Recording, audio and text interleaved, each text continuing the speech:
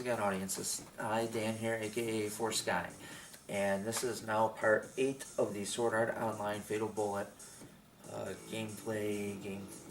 playthrough, whatever you want to call it. Okay, so I just have pictures this time because, as I said in the previous, or no, actually in a video that will be after this one, that I just wanted to play the game. I've just been waiting to just keep playing and not have to stop and record and this and that. So right here we have the first picture. I don't remember what order these go in, but this is the order I'm going to put them in. So we have the thing called marks. As a PvP squadron, you can accept hunting quests where you pursue a specific player target, otherwise known as a mark. These marks won't necessarily appear in the game world alone and may sometimes also have friends with them just waiting to ambush you.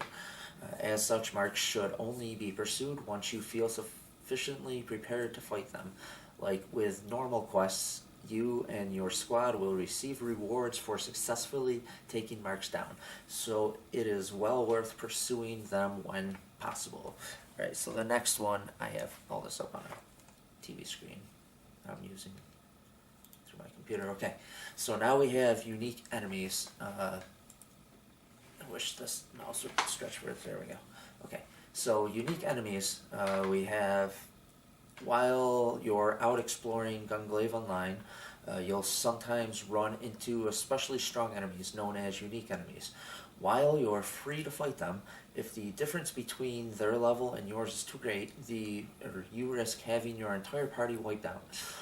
Knowing that, it's best to fight them only when you feel truly ready. As a PvP or player versus enemy squadron, you can also accept quests to defeat specific unique enemies that will earn you special rewards if you win that make those fights especially enticing.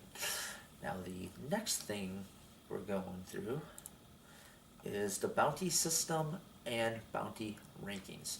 So now as you defeat enemies out on the field that acquire items, you'll earn bounties. When you return to the SBC Glocken, I can't remember what the SBC stands for, you'll also level up when you earn a set amount of experience points. Your total income from bounties is included as part of your ranking and can be checked at any time by talking to the ARFASYS in the governor's office lobby. May fortune smile upon you as you climb your way to the top. Now, I looked online, or to all the online rankings in the game. You could actually check that in the lobby. And it's billions, like billions upon billions. I think it was close to 1 trillion the highest ranked player was. And I'm like, oh my gosh. Right now I only have 600 and something thousand. You'll see it in another video because I recorded a bunch of videos before doing this one. It's out of order with me talking. I'm making sure to put all the videos in order though, from how it went when I played. Okay, so the next thing now, after bounty system and bounty rankings, we have encouragement. Okay, now encouragement, when one of your fellow party members earns a medal, you can press triangle to commend them for their good work. Such encouragement charges the medal gauge even further. Keep an eye on your teammates for when they do well in battles to charge your medal gauge as quickly as possible. Now the medal gauge helps you buy things from one of the sellers in the lobby. Now in the main lobby there's 4 different AI systems, kind of like how the ARYS, or I can't remember the exact spelling, similar to that, but you can actually check your ranking, you can check other players' rankings, and you can buy items with the medals that you earned. So next we have quest markers. Okay, so quest markers, places of interest in the game world related to quest progression, will have their own markers. Their marker to help you know where to go and who to talk to.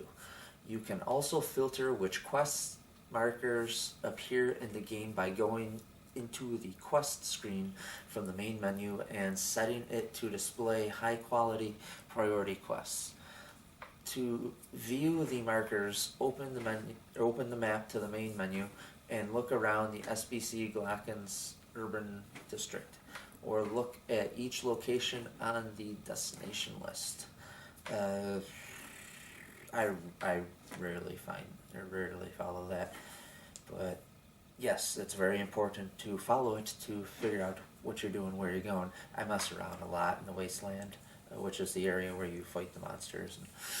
Okay, the first area that you do that. Okay, so next we have squadrons. Now, squadrons are like small guilds that consist of players who have banded together for a specific purpose. There are many different types of squads in Gunglaive Online, from player versus player and player versus enemy squads that focus on combat to ones that focus on treasure hunting and many other types of activities. Events will unfold as you visit each type of squadron, with each one having its own unique quest that you can pursue. Now, that you have to go pretty much when you leave your home, or actually when you go to leave your home, it will give an option: go to SBC Glocken, go to Kirito's room, go to the PvP squadron, go to PvE squadron, and go to Treasure Squadron, I think is what it is. Okay, so, and then what you do is you click on the one you want to go to, and then you go into like this room with all these different characters. They just say I think whatever, same thing every time you talk to them. So you want to go run up to the desk, and you'll talk to. There's two characters at the desks. Or at the desk. There's one to the right and one to the left. It'll be the one to the left that you talk to get your quests.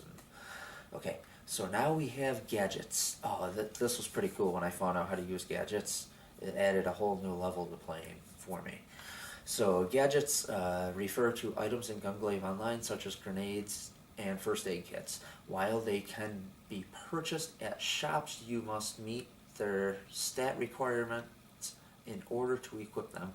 When in combat, press the directional down on the directional pad to switch between gadgets and your skills. You can use gadgets by pressing R1 with X, R1 with circle, R1 with square, and R1 with triangle. Alright, so here's the next one, the medals. This explains the medals that I was saying earlier, where you can spend them to buy things. Okay, so the medals, you can press options to open the menu, then go to System, Database, to view your attack medals, support medals, and weapon medals. It can be fun to fight both for the joy of it. It can be fun to fight. Okay, I am reading that right. The joy of it, and to collect all sorts of cool medals. Okay. Now the next thing that we're going to go over is the online co-op quests. Now this, you can accept online co-op quests by talking to the receptionist, a non-player character, in the governor's office lobby. Up to 4 players can team up to fight strong enemies in these quests together with their own ARFASYS units for a total of 8 party members. They can be turned on or off in the options menu before starting an online co-op quest. If there are fewer than 4 human players present, NPCs. Okay, I got cut off because my camera keeps running out of space. Okay, so back to it. Earning medals can also raise your weapon arts gauge if you learned any weapon arts, which can be executed once the weapon arts gauge is full. Now I missed, oh yeah, I should just read the whole thing. Here we go. When you perform specific actions in battle, you can earn medals for your efforts, which in turn fill up your medal gauge. As the medal gauge increases, the stats of every party member will also increase. That's also the thing. You get stronger the more medals you gain while you're out in the battlefield. Okay, next thing, I'm trying to get through this really quick before my camera runs out of the footage space again, storage space. Okay, so leveling up. Experience points are earned by defeating enemies. Once you've earned enough experience points and return to the SBC Glocken, you can level up. When you do so, not only will your HP increase, but you'll also earn customization points, CP, which can be spent on raising each of your 6 stat types: strength, vitality, intelligence, agility, dexterity, and luck. I like getting my luck up a bunch because it helps you get better item drops when you kill monsters. I work on that, vitality and agility, because why not go really, really awesomely fast? Okay, so now there's role features. Assault players attack on the front lines and focus mainly on offense. Destroyers are heavily armored players that boost massive firepower. Snipers specialize in long-range attacks using their powerful rifles. Engineers, meanwhile, are great at using gadgets and can weaken enemies. Tanks are built to draw enemy attention to protect their allies. Finally, support players assist friends in buffing and healing them. Now, this is already common knowledge for MMORPGs, or usually RPGs in general. So fast travel, I'm going to go through this really fast. Fast travel, I'm going to travel fast. Alright, so you can fast travel to different locations with Gunglaive Online by opening the map from the main menu. Once you're viewing the map, you can choose a spot to visit from the destination list and be on your way. Note, you cannot fast travel while you are engaged in combat, which I have a lot of times where that happens. I run into a lot of issues with not being able to fast travel while in combat, even though I'm off a distance and I'm like, there's no enemies around. Why can I not fast travel? Then it's because you need to eliminate the enemies and then run away from everything else. The enemies that you actually started attacking, and they started coming after you, even though you're away from them and they're not like visually in front of you, you are still technically in a battle with them. Okay, so you can also hold options to open the map. Locations such as dungeons will be registered in your destination list when you approach them. So be sure to return to the SBC Glocken and prepare before taking on a dungeon. Okay, here's the next one. There's so many. Okay, good. This is my last one. Finally, the last one. After 20 minutes of recording and just talking, which is boring. You want to watch me play a game, right?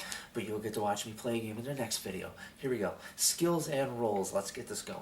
Skills can be learned by paying skill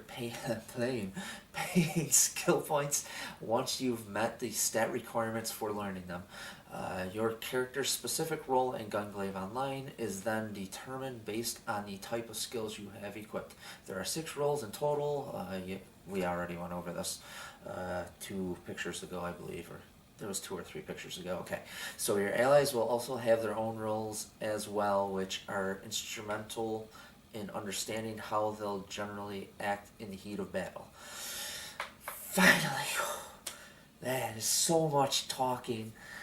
Alright, now I hope you enjoyed this video. Don't forget to like and subscribe. The link for my website is down below. Have a nice day, morning, evening, night, afternoon, and the next video that I'm gonna upload. Okay, so 2 videos from now that I'm gonna upload, I actually go out in the battlefield and you get to watch me do combat and go through the first dungeon, and it'll be 2 different videos though, or 2 parts to that whole thing. But have a nice day, morning, evening, afternoon, and I will see you in the next video.